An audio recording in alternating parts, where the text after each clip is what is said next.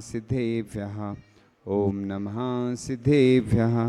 इडमो वरिहन्ताडम इडमो सिद्धाडम इडमो आयरियाडम इडमो वज्रायाडम इडमो लुए सवसाहुडम। चलते फिरते तीर्थ हैं हरते सब संताप, हम तो बस इतना जानते आप सरीखे आप।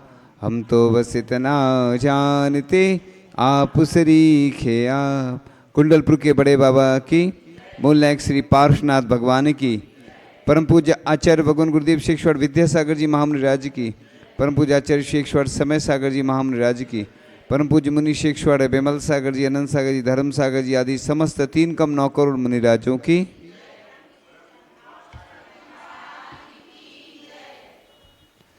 10 लक्षण पर्व जो कि प्रतिवर्ष लोग मनाते हैं, तो यह एक दिव्य प्रकाश का पर्व है। इस प्रकाश में आत्मा से परमात्मा बनने का उपक्रम होता है और यह आत्मा के अनंत सौंदर्य को जानने का अनुभव प्रदान करता है। यह पर्व एक मित्र की भांति प्रतिवर्ष आकर हमें जागृत करता है। कहते हैं ना, सोए हुए को जगाया जाता, जो पहले से क्या बोलते हैं वो वैसा ही बनावटी सोया हो तो उसको जगाया नहीं जाता। कई लोग 10 लक्षण पर्व के माध्यम से अपना जीवन परिवर्तन कर लेते हैं और हमेशा ऊंचाइयों पर पहुंचते हैं। जैन धर्म ही एक ऐसा धर्म है कि जो व्यक्ति को पाषाण से परमात्मा बना देता है और अपना व्यक्ति जीवन परिवर्तित कर देता है। यह पर्व मोह का मारक और दुख का कारक है। तो इस प्रकार पर्युषण पर्व लोकोत्तर पर्व है। यह आत्मशुद्धि का दिव्य संदेश लेकर आता है। तो यह पर्व मन पर नियंत्रण का अचूक अवसर है। इस प्रकार से 10 कोड़ा कोड़ी सागर काल तक काल समाप्त होने वाला होता है। इसका बहुत सारा डिटेल्स है, फिर भी शॉर्ट में बताया जा रहा है कि 49 दिन पहले 7-7 दिन के, हमने याद आ रहा है कि तिल्लोय प्रणथी ग्रंथ है, बहुत बड़ा ग्रंथ है वो। कुंडलपुर में जब पढ़ा था अलग से पढ़ा था। ये ग्रंथ आचार्य श्री ने हम लोगों को तो नहीं पढ़ाया। और तो 7-7 दिन में 7 उपद्रव प्रारंभ हो जाते हैं। इसी का भरत ऐरावत क्षेत्र में प्रलय काल कहते हैं इसी को। यह समय परिवर्तन की सूचना है। उत्सर्पणी काल प्रारंभ होती ही उपद्रव शांत होकर 49 दिन तक 7-7 दिन तक शुभ वर्षा आदि होती है। जिस दिन यह प्रारंभ होता है वह दिन नियम से श्रावण कृष्ण एकम होता है तथा उस समय अभिजीत नक्षत्र होता है। तो इस प्रकार से कुछ ऐसा भी आता है ना कि उस समय कुछ कुवृष्टियाँ आदि होती हैं, कुछ जोड़ों को वो अंदर रख देते हैं और अंदर रखते थे सुरक्षित रहते हैं, फिर बाहर जब शुभ वृष्टि होने लगती है फिर वो बाहर आ जाते हैं। तो इस प्रकार से यह 10 दिन की यात्रा उत्तम क्षमा धर्म से प्रारंभ होती है। और ये तो अपने जीवन में धर्म प्रतिदिन आते हैं और इनके माध्यम से हम अपने जीवन को अच्छा बनाने का प्रयास कर सकते हैं। तो सबसे पहले एक लड़की थी और उसको गुस्सा बहुत आता था, क्रोध। तो हुआ यूं कि वो जब उसको गुस्सा आता था तो वो गुस्सा तो शांत नहीं होता था, क्या करें। तो उसके पिता ने एक बहुत अच्छी सलाह दी उसको कि तुम कील ठोका करो, जब भी तुम्हें गुस्सा आए तो क्या करना, एक लकड़ी रहती ना, कोई स्थान है लकड़ी का निश्चित, उस पर जितनी बार गुस्सा आए, जब भी गुस्सा आए तो कील ठोकना है ना। तो वो कील ठोकती जाती। अब उसके पिता ने कहा कि तुम हिसाब लगाओ तुमने कितनी बार गुस्सा किया। तो बहुत दिन हो गए जब उसने कील गिनी और कील निकाली और कील गिन के वो आश्चर्यचकित हो गई कि मैंने इतनी बार गुस्सा किया। उसने कहा कि कील निकालने के बाद थोड़ा सा देखो। तो क्या हुआ वो अभी बताएंगे। तो इस प्रकार से क्रोध बहुत खतरनाक होता है। फर्स्ट पार्ट में तो हमने बहुत सारा सुनाया था विषय, उसी का सेकंड पार्ट है, क्योंकि कई बार फर्स्ट पार्ट अलग सेकंड पार्ट अलग, पार्ट पार्ट में ही हो पाता है। विषय बहुत सारा रहता है और प्रत्येक व्यक्ति परेशान भी रहता है इससे। तो क्रोध आने पर मस्तिष्क में ऐसे रासायनिक तत्व बनते हैं जिनका शरीर और मन पर बुरा प्रभाव पड़ता है। हार्ट में जलन भी हो सकती है, ब्लड प्रेशर भी बढ़ जाता है, सोच विचार की शक्ति भी कम हो जाती है, पाचन तंत्र कमजोर हो जाता है और नींद आदि भी नहीं आती है। तो यह जो क्रोध होता है अच्छे से अच्छे व्यक्ति को दानव बना देता है। गुस्सा में करीबी भी शत्रु बन जाते हैं। कई लोग तो फोन आदि भी है ना, मोबाइल फेंक देते हैं गुस्से में, है ना, कांच फोड़ देते हैं। अन्य जगह ऐसा ही बोला जाता है कि तुम्हें गुस्सा है तो क्या करो, किसी चीज पर निकाल दो गुस्सा। अपने यहाँ ऐसा नहीं होता है, अपने यहाँ कहा है कि समता रखो। देखो गुस्सा जब आता है जब व्यक्ति के मन का नहीं होता है, अपने से छोटे पर गुस्सा करता है व्यक्ति। लोग हमारे पास आते हैं तो हमसे भी कई लोग गुस्सा हो जाते हैं कई बार, है ना, उनके मन का नहीं होता है, किसी का आहार नहीं होते तो वो गुस्सा हो जाता है कई बार, या कमेटी वालों से भी हो जाती गड़बड़ियाँ कई बार, क्योंकि मैचिंग नहीं मिलती ना, पति पत्नी में भी झगड़े होते हैं। तो इस प्रकार से क्या होता है ना कि जिसके मन को, मतलब जो व्यक्ति छोटा होता है तो उसके ऊपर वो गुस्सा उतार देता है। अब नौकर होता है ना, गिलास फूट गया, गिलास कांच का कितने का आता होगा और गुस्सा उससे ज्यादा कर लेता 10 गुना। तो इस प्रकार से अपन को ये विवेक भी रखना है। गुस्सा करना कई बार फायदेमंद भी होता है। जैसे कई बार किसी को हम समझाते हैं तुम अभिषेक नहीं करते, पूजन नहीं करते, तो वो आने लगता है तो हमें खुशी भी होती है। कई बार कोई सुनता ही नहीं मानता, कोई और भी नशा करता है।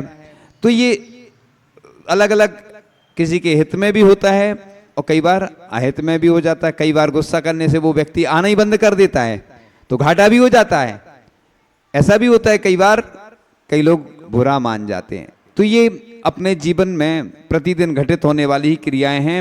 तो गुस्सा हमारे शरीर की नाड़ियों पर इसका विपरीत प्रभाव पड़ता है। यदि मनुष्य क्रोध को जीत लेता है तो विश्व में शांति होने में देर नहीं लगती है। तो बैर है ना, क्रोध का आचार है।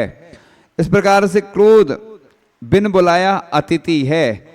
मेहमान आते बता के आते क्या, चोर आते बता के नहीं आते, मृत्यु आती बता के आती क्या, मृत्यु अचानक आ जाती है चोर की भांति। चोर फोन करके नहीं आता, ऐसे ही क्रोध आता है जैसे कोई निमित्त बन गया। इसलिए तो अपन कहते ना, हम लोग ये बोलते जैसे पूजन में गुस्सा आती ना। एक स्थान था, वहां लड़ाई हो रही थी जोर जोर से, शांति धारा हो रही थी, अभिषेक शांति धारा। तो हमने सोचा कि क्या हो गया, पूछा, उनने कुछ गंदोदक में हाथ वाथ डाल दिया, कुछ कर दिया, तो गुस्सा हो रहे थे लोग। हमने फिर शांत किया, अलग हमने कहा तुम इधर से जाओ, तो वो स्थान छोड़ दो। अब देखो पत्नी और पति में लड़ाई हो रही, भाई भाई में हो रही, तो घर तो छोड़ नहीं सकते है ना, वो अलग बात है। तो ऐसा लिखा है माध्यस्थ भावो विपरीत वृत्तौ, सामयिक पाठ में आता है ना कि अगर विपरीत वृत्ति वाला है तो माध्यस्थ भाव रखो उसके बारे में। अब लेकिन ये कठिन होता है फॉलो करना, क्योंकि आज के जीवन में बहुत स्थितियां ऐसी बनती जा रही हैं कि व्यक्ति सहन नहीं कर पाता है, आग बबूला हो जाता है, आंखें लाल हो जाती हैं और लड़ाई झगड़े हो जाते हैं, चाहे समाज के मामले हों चाहे व्यक्तिगत मामले हों। कई जगह ऐसी अक्सर आज का व्यक्ति जो है उसको सहन नहीं होता है ना, क्योंकि वो पहले के लोग तो फिर भी सहन कर लेते थे। आज तो हम देखते हैं ना, छोटी छोटी बातों को लेकर बहुत सारी ऐसी लड़ाइयाँ हो जाती हैं। तो बस अब क्रोध समझदारी को बाहर निकालकर बुद्धि के दरवाजे की चटकनी लगा देता है। यानी समझदारी को तो बाहर निकालकर बुद्धि का जो दरवाजा होता है ना, उस पर आप लोग चटकनी लगाते हैं ना, अंदर से लॉक कर देते हैं, ऐसी लॉक हो जाता है।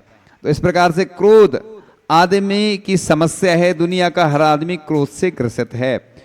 अपन अपेक्षा रखते हैं, हर व्यक्ति देखो अपेक्षा रखता है। आपने देखा होगा ना, घर में लड़ाई झगड़े होते हैं ना, तो वो अपेक्षा रखते हैं कि जैसे कोई आया, दुकान से आया, ऑफिस से आया, वो चाहता है कि हम आराम से आएं, भोजन मिले, अच्छा नमक नहीं डलता है, कोई समस्या आ जाती है तो गुस्सा हो जाते हैं। बच्चे भी हो जाते हैं ना गुस्सा, है ना। बच्चे भी किस कारण से होते हैं, उनको कुछ मिले नहीं, पैसा वगैरह नहीं मिले, कुछ उनके मन की पसंद की खिलौना आदि नहीं मिलते हैं तो वो नाराज हो जाते हैं, गुस्से। ऐसे बोलते हैं ना, बच्चे हों, संत साधु होते हैं, बच्चे बूढ़े और साधु संत बोलते हैं हठ योग रहता है ना, एक योग होता है हठ योग, तो कई बार समझाना पड़ता है तो वो हल भी हो जाती है समस्या। तो इस प्रकार से ये जो परिवार में होता है ना, पति पत्नी में, भाई भाई में आदि होता है, पिता पुत्र में, है ना, तो ये सब इसी कारण से होते हैं।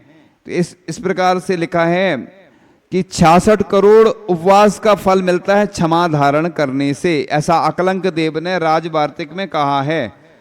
आज ऐसा नहीं सोचें कि क्षमा धर्म बिल्कुल सरल है, इसलिए तो संलेखना लेते हैं ना, समाधि मरण के पहले क्षमा मांगनी पड़ती है, दीक्षा के पहले क्षमा मांगनी पड़ती, क्योंकि बहुत सारे विकल्प रहते हैं।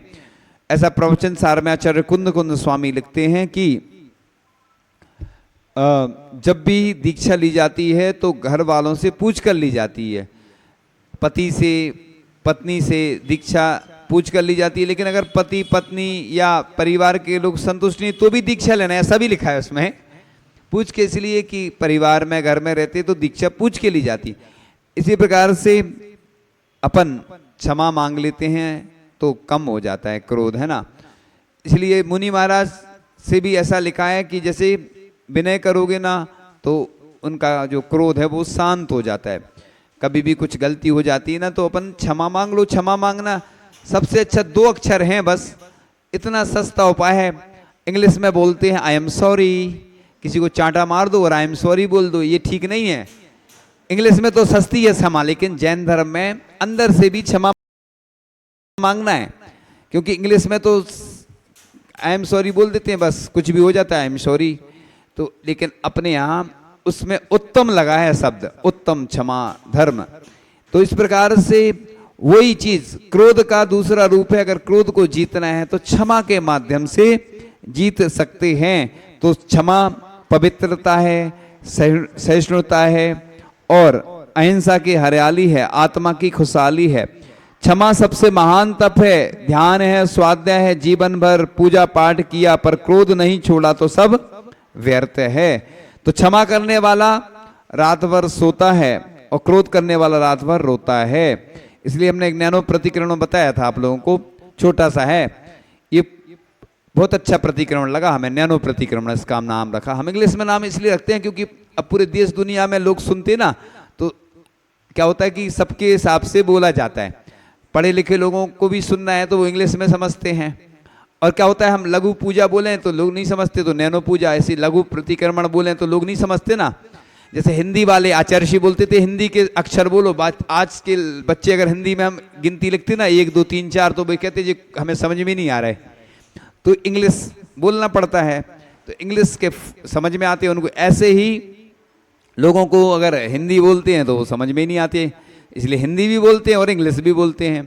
तो इस प्रकार से अब ओम नमः ये अपन प्रतिदिन 3 बार क्षमा मांग सकते हैं। एक मुनि श्री प्रणम सागर जी महाराज ने लिखा है दार्शनिक प्रतिक्रमण, सामान्य लोगों के लिए। प्रतिमाधारी जो होते हैं वो प्रतिक्रमण करते हैं। मुनिराज प्रातः की वेला में भी प्रतिक्रमण करते हैं, जब उठते हैं या सामयिक के बाद भी कर लेते हैं, और फिर दोपहर में इरियापद भक्ति होती ना, वो जो आहार के बाद करते हैं, चलने में, कहीं आहार करने जाते हैं, आने जाने में। एक बहुत अच्छी बात याद आ गई है, पूरे देश में जहाँ जहाँ भी चातुर्मास चलते हैं, ग्रीष्मकालीन शीतकालीन प्रवास चलते हैं, लोग जब आहार के लिए ले जाते हैं पड़गान करके, तो रास्ते में पहले एक व्यक्ति को आगे चलना चाहिए, कोई अखबार आदि लेकर के, क्योंकि क्या होता है रास्ते में जीव जंतु मिल जाते हैं तो महाराज जी उपवास कर लेते हैं, तुरंत मुद्रा छोड़ देते हैं, ताजा ताजा कोई जीव जंतु मरा है तो लोग देखते नहीं है रोड। इसलिए तो लिखा है मुनिराज तो एरिया समिति से चलते हैं, देखकर चलते हैं। अपन को भी दौड़ के नहीं भागना चाहिए। लोग क्या करते पड़गान करके दौड़ के भाग, तो अपन को जीव जंतु कुछ डला है, कुछ गंदगी डली है तो उस पर कुछ डाल दो। तो सोले में रहते तो कपड़ा तो ले नहीं सकते, अब सोले के कपड़े कितने सारे रखोगे डालोगे, तो कुछ पेपर आदि रहता है ना, जैसे कुछ भी पहले से ले जाया करो, तो उससे वो डाल दिया। क्योंकि क्या होता है मुनिराज का उपवास हो जाएगा तो आपको फिर विकल्प आएगा। अब आगे चलते हैं। तो इस प्रकार से क्षमा दूसरों पर होती है, उत्तम क्षमा स्वयं पर है। चार कसाय चंडाल चौकड़ी यह तो अपने भीतर है, क्रोध मान माया व लोभ की ज्वाला बड़ी भयंकर है। इस ज्वाला में जलते रहना आत्म को ही अहितकर है, रक्षा करना निज आत्म की। क्रोध बड़ा ही विषधर है, इस विषधर से बचकर चलना सबको क्षमा समझो, क्षमा स्वयं पर है, दया करो अपने आत्म पर, ये ही सबसे बढ़कर है। क्रोध स्वयं पर ही होता है, पर पदार्थ निमित्त वर है। क्रोधाग्नि में हम जलते हैं, जलता अपना ही घर है, निज घर को अब नहीं जलाना, उत्तम क्षमा श्रेयस्कर है। तो इस प्रकार से अपन जब भी किसी व्यक्ति से कुछ हो जाता है तो अपन क्षमा मांगते हैं। क्षमावाणी पर्व, उत्तम क्षमा से तो धर्म शुरू होते हैं, अंत में क्षमावाणी आते हैं 10 लक्षण के बाद। लेकिन वर्ष में 3 बार मनाना चाहिए क्षमावाणी। लेकिन अब चूंकि प्रचलन आ रहा है, हमने देखा लोग क्या करते हैं, कोई भी काम करते हैं ना तो जैसी परंपरा चली आ रही वही करते हैं, अलग से कुछ हटके नहीं करेंगे। कि ऐसा नहीं, प्रतिदिन क्षमा मांगना चाहिए, 3 बार मांगना चाहिए। सप्ताह में हम लोग प्रतिक्रमण करते हैं प्रतिदिन, फिर पक्ष में चतुर्दशी, फिर करते हैं चातुर्मासिक चतुर्दशी यानी अष्टानिका की चतुर्दशी, फिर करते हैं दीपावली की चतुर्दशी पहली जो पड़ती है। तो यानी वर्ष में 4 महीने में, पक्ष में, प्रतिदिन ऐसे ही अपनी क्षमा होना चाहिए। इससे क्या होता है कि हल्का हो जाता है व्यक्ति, कोई भरोसा नहीं कब चले गए हम, इसलिए दीक्षा के लेते समय तो क्षमा मांगते ही हैं पहले। और संलिखना जब होती है तब भी क्षमा मांगी जाती है। इसलिए क्षमा उनसे मांगना, पहले लोग वो क्षमावाणी कार्ड डालते थे, अब SMS मोबाइल में, तो अब तो उस वीडियो कॉलिंग भी हो जाती है ना, तो अब नया सिस्टम आ गया लोगों का क्षमा मांगने का, डिजिटल युग है ना। तो क्या करते लोग, जिनसे कुछ हमारा होता नहीं उनसे वीडियो कॉलिंग पे फोन पे बात करके क्षमा मांग लेते हैं। लेकिन जिनसे कुछ होता है तो अपन को क्षमा मांग लेना चाहिए। अब लोगों के मन में एक प्रश्न आता है हमेशा कि हमने तो उनसे क्षमा मांग ली, उनने करे नहीं, हमें वो हमसे बोलती नहीं, मुंह टेढ़ा कर लेती देखते ही। तो अपन ने मांग ली, अब वो सामने वाला मांगता या नहीं मांगे, अपन ने उसको क्षमा कर दिया। इसलिए बोलते क्षमा करना भी बहुत बड़ा कार्य है और क्षमा मांगना भी बहुत बड़ा कार्य है। इसीलिए तो क्षमा वाणी मनाई जाती है कि वर्ष में कम से कम हिसाब किताब चुकता कर लो। होली मिलन होता ना, होली मिलन समारोह है ना, तो ये सब औपचारिकताएं चलती रहती हैं कि हम एक बार क्षमावाणी पर्व मना के क्षमा मांग लेते हैं। लेकिन प्रतिदिन जो जो हमने बताया उस प्रकार से अपन को मांगना चाहिए। देखो लड़ाई झगड़े तो सब में होते, सब में कसाएं चलती रहती हैं, बुराइयां होती हैं, घर में, परिवार में, रिश्तेदार में, पड़ोसी में, और भी मित्र में, सब में चलती रहती है। तो ऐसा नहीं सोचो कि नहीं चलते, तो चलते तो हैं। इस प्रकार से एक कथा मिलती है कि एक संत ने 100 बार क्षमा किया, फिर 101 बार उस व्यक्ति के ऊपर संत ने है ना आक्रमण कर दिया। एक संत के ऊपर, मतलब एक कथा आती होगी कि उसने बार बार, मतलब संत का एक उदाहरण आता ना, एक बिच्छू था तो वो पानी में गिरता था, साधु उसको उठाते, वो काट डंक मारता बिच्छू, तो बार बार वो फिर उसको उठाते। तो एक व्यक्ति देख रहा था, संत से कहा कि देखो आपको बिच्छू बार बार काट रहा और आप फिर उसको उठा रहे हैं, ऐसा क्यों कर रहे हैं? बार बार वो काट रहा है और आप उसको, मतलब फिर से संत ने बहुत अच्छी बात कही कि जब बिच्छू अपना स्वभाव नहीं छोड़ रहा तो मैं अपना स्वभाव क्यों छोड़ूं। हम लोगों के साथ भी कई बार ऐसी स्थितियां बनती हैं। एक सर्प था, ये उदाहरण वैसे दूसरी जगह आता है लेकिन हम दे देते हैं उदाहरण। सर्प सबको काटता था, परेशान करता था। संत निकले, उन्होंने कहा कि तुम सबको काटते हो तो लोग यहां से आना पसंद नहीं करते हैं, तो तुम अब अपना स्वभाव बदलो।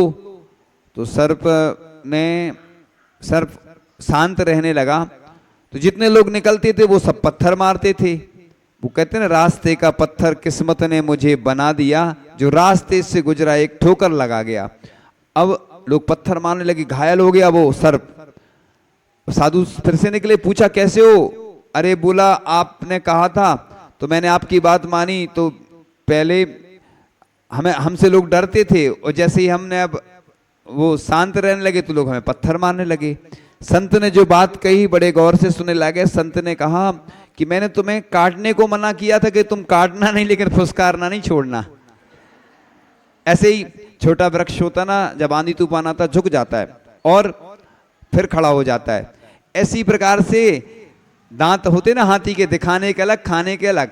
इसलिए समाज में रहना हो या अन्य जगह तो अपने आप में सरल रहो, सामायिक में, प्रतिक्रमण में, अपनी चर्या में, लेकिन बाहर कड़क होना पड़ता है, क्योंकि लोग जब तक इनको डराओ नहीं तो डरते नहीं है ये लोग, है ना। इसलिए इनको डरा के रखना पड़ता है। तो इस प्रकार से अब इस प्रकार से यह बैर महा दुखदाई है। ए बैर न बैर मिटाता है, ए बैर निरंतर प्राणी को भव सागर में भटकाता है।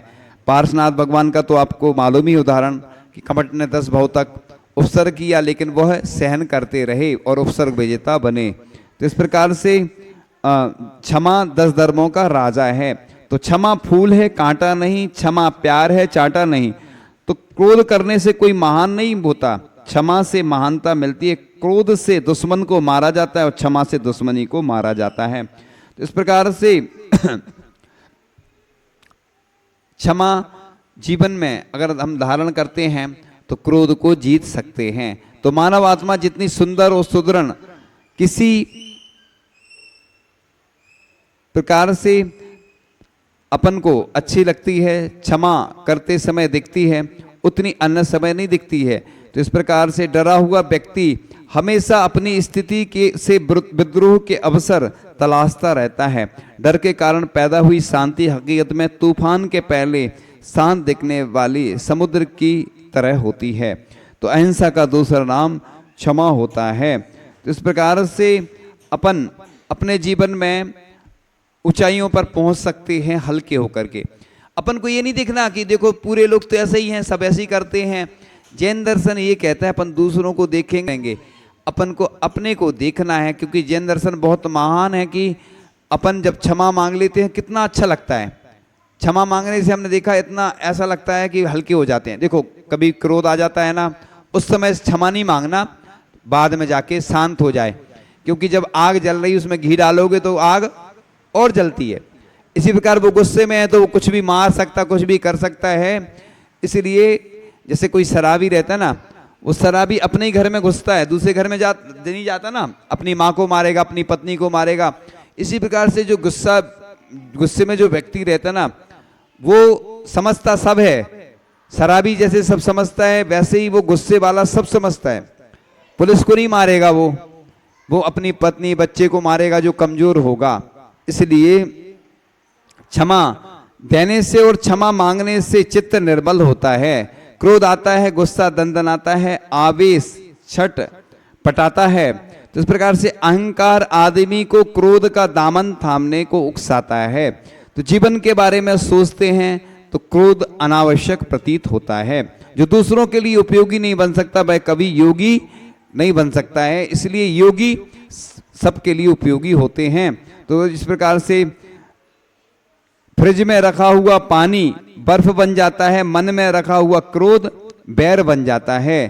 तो इस प्रकार से अब आंसुओं को पहुंची और मुस्कुराइए, जो कुछ भी हो चुका है उसे भूल जाइए। दीवारें नफरतों की भक्तों गिराइए, जैसे भी हो दिलों को दिल से मिलाइए। इसलिए अपन कहते हैं ना, अरे भूलो माफ करो, क्योंकि क्या होता है ना, उस समय आदमी गुस्से में रहता, कुछ भी बोल जाता, बड़बड़ा जाता। हम लोगों से तो अक्सर होता है ना कि व्यक्ति आता है ना, कुछ भी, जब भी जो अनजान व्यक्ति रहता है, जो ज़्यादा धर्म से जुड़ा नहीं होता, कई बार कुछ भी बोल देता है।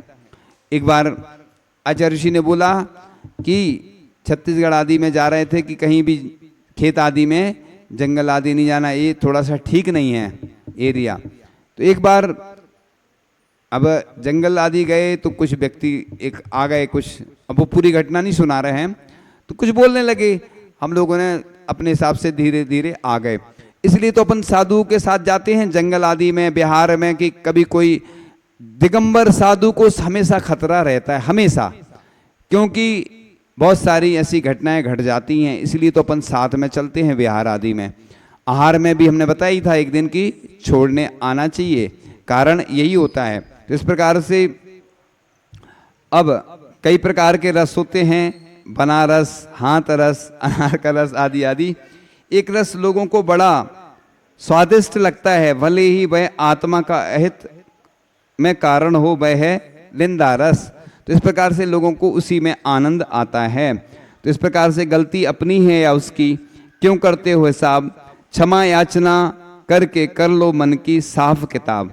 तो इस प्रकार से यह अपन जो उदाहरण देखते हैं इस विषय पर और आगे चर्चा करेंगे, क्योंकि अभी एक बहुत अच्छा जो भजन है वो सुनाकर, स्तुति जैसी है वो पढ़ के फिर आगे की प्रक्रिया प्रारंभ करेंगे। क्षमादान गुस्सियों का आंगन, क्षमादान वरदान है, क्षमा प्रार्थना शांति स्रोत है, आनंदामृत पान है, उत्तम क्षमा महान, उत्तम क्षमा महान। पाषाणी रेखा सम क्रोधी, क्षमादान नहीं दे सकता, शैल समान कठोर मान कर, क्षमा प्रार्थी नहीं हो सकता। इस विध क्रोध मान निज पर ले, घातक शत्रु महान है, क्षमा प्रार्थना शांति स्रोत है, आनंदामृत पान है, उत्तम क्षमा महान, उत्तम क्षमा महान। क्रोध सदा प्रतिशोध कराता, द्रोह देश को उपजाता, मान सदा अपमान कराता, ईर्ष्या तनाव दुख लाता, तभी शांति का स्रोत बहाता, क्षमादान आदान है, क्षमादान खुशियों का आंगन, क्षमादान वरदान है, उत्तम क्षमा महान, उत्तम क्षमा महान। क्रोध मान माया लोभाद हृदय घात कारण होते, बैर भाव प्रतिशोध आदि से दुर्गति में जाके रोते। तेरा क्रोध तुझे दुखदाई और तेरा अभिमान है, क्षमा प्रार्थना शांति स्रोत है, आनंदामृत पान है, उत्तम क्षमा महान, उत्तम क्षमा महान। ना जाने कितने जीवों के हमने प्राण दुखाए हैं, दुष्ट वचन से तन से मन से बहुविध दुख पहुँचाए हैं। उन सब से हम क्षमा मांगते, करते क्षमा प्रदान है, क्षमादान खुशियों का आंगन, क्षमा मुक्ति सोपान है, उत्तम क्षमा महान, उत्तम क्षमा महान। बदले का दुर्भाव विनस्ता, क्षमादान के करने से, मान महाविष तुरंत उतरता, क्षमा प्रार्थना करने से। सहज स्वास्थ्य को देने वाली क्षमा रसायन नाम है, क्षमा प्रार्थना शांति स्रोत है, आनंदामृत पान है, उत्तम क्षमा महान, उत्तम क्षमा महान। क्षमादान के जल से मन का पाप मैल धुल जाता है, क्षमा मांगने से मानव का कठिन मान गल जाता है। स्वस्थ समुन्नत जीवन बनता, क्षमा पर सुख खान है, क्षमादान खुशियों का आंगन, क्षमादान वरदान है, उत्तम क्षमा महान, उत्तम क्षमा महान। कठोर दिल से अब तक जिसने जितने दुखी किए प्राणी, अनेक घाव मिटाने आई सुखमय यह क्षमा बाणी। विद्यासागर की मृदुबाणी, धारो लता समान है, क्षमा प्रार्थना शांति स्रोत है, आनंदामृत पान है, उत्तम क्षमा महान, उत्तम क्षमा महान। अब आती है प्रश्नों की बारी और आप लोग कर लो तैयारी।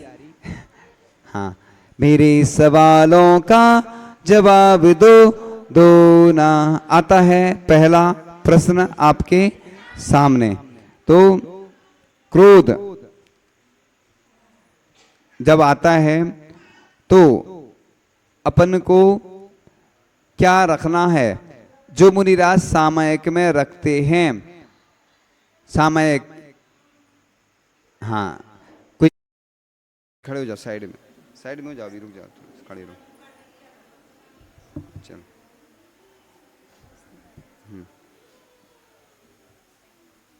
बोल दो ना, बोल दो, तुम खड़े हो, बोल दो, बोल दिया सबको, अच्छा, जो खड़े हो जाओ।